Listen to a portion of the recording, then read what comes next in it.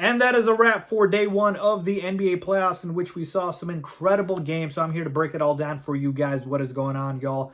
I am Fies. Welcome to my channel, the Full Court Blitz, in which we talk all things NBA and NFL as well. So if you guys are interested, please do go ahead and subscribe to the channel. All right, let's just hop right into it, man. We'll start with the early game. Bucks, Pacers. To me, the biggest takeaway in this game was it's literally the Pacers versus Giannis. I mean, there was literally no help for Giannis today. He can put up 30 points every game in the series, probably will, and they'll still lose if we don't have some of the other Bucks showing up here. And it was so bad that Kyle Kuzma ended up putting the infamous Tony Snell stat line. I'm looking at it right here in front of me. Donuts across the board. 0.0 rebounds, 0 assists, 0 blocks, 0 steals in 22 minutes. Folks, that is hard to do. You have to actually try to not record a stat playing 22 minutes.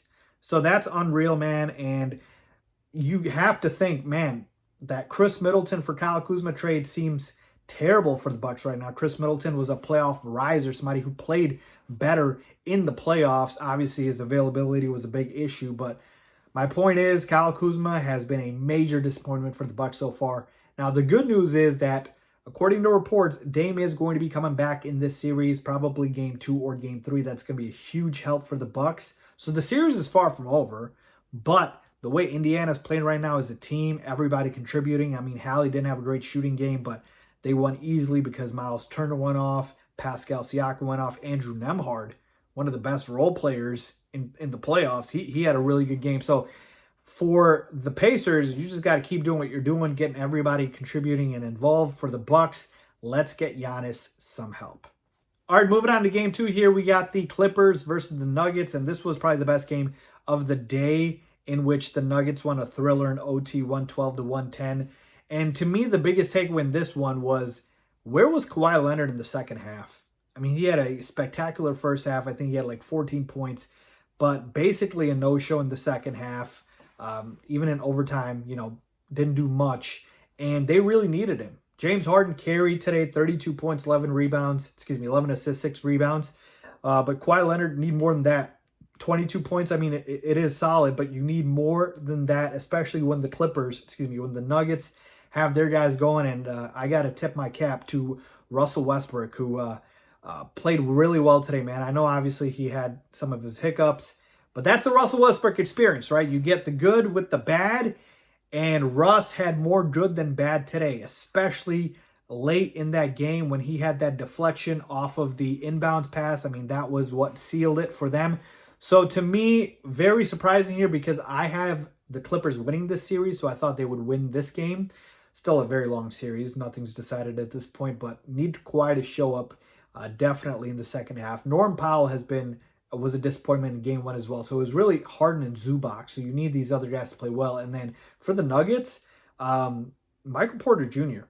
I mean, what's going on here? Like 3 points, got benched in the second half, deservedly so.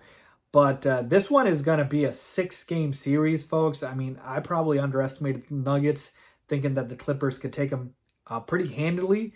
But the Clippers defense was not great today. And they need to change that quick, fast, and in a hurry if they want to beat the Nuggets, because they're not going to go away easily. You got the best player in the world, Nikola Jokić, who had a great game today, though defensively he wasn't great in the first half, I will say that.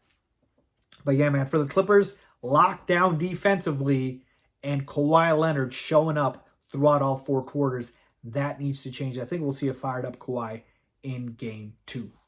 All right, game 3, we had the Knicks and the Pistons, and man, this was a clear story of, hey, playoff experience matters, because the Pistons were up, late in that game, and they felt like they were cruising along, but the Knicks said, no, you are not winning this game.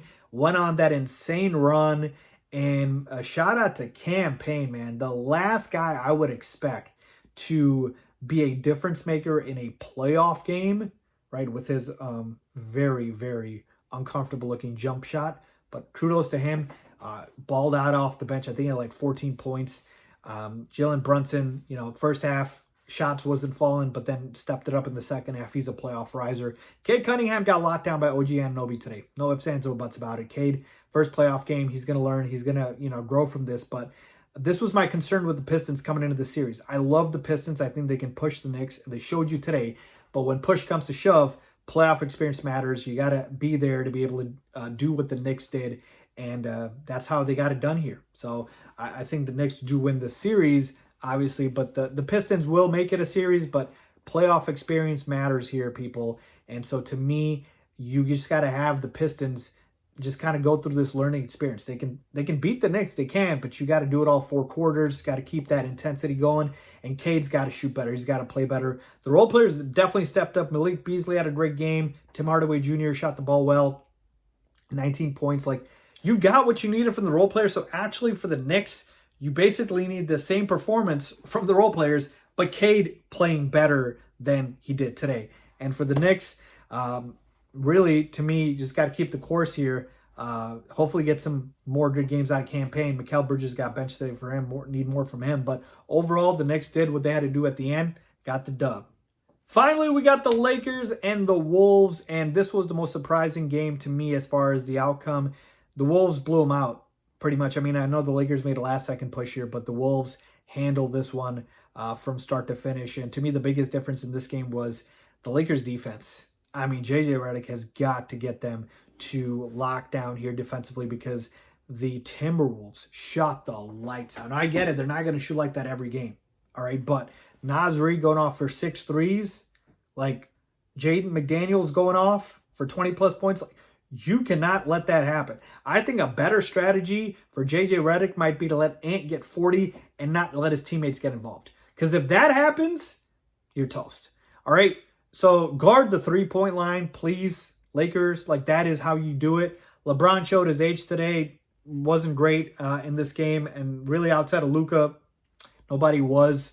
So to me, it's really just going to be about the Lakers playing better defense. Because if they don't, they could easily lose the series. I think we're going to see a fired up LeBron, Luka, and Austin Reeves in game 2. But yeah, man, you got to make, you got to shut down these role players and not let them beat you. That was a strategy I remember that Dallas did with OKC last year, letting Shea get whatever he wanted, but taking the role players out of it. But the Wolves, they're going to be a tough out, man. They got some long, rangy guys playing great defense. So to me, J.J. Redick, go back to the drawing board and figure this out because it could get ugly if you don't. So there you have it. So those are all my reactions from Game 1. I'll be back here to hopefully recap Game 1s for the next set of games here. Again, subscribe to the channel if you guys are interested. Really do appreciate that as always. Thanks for watching.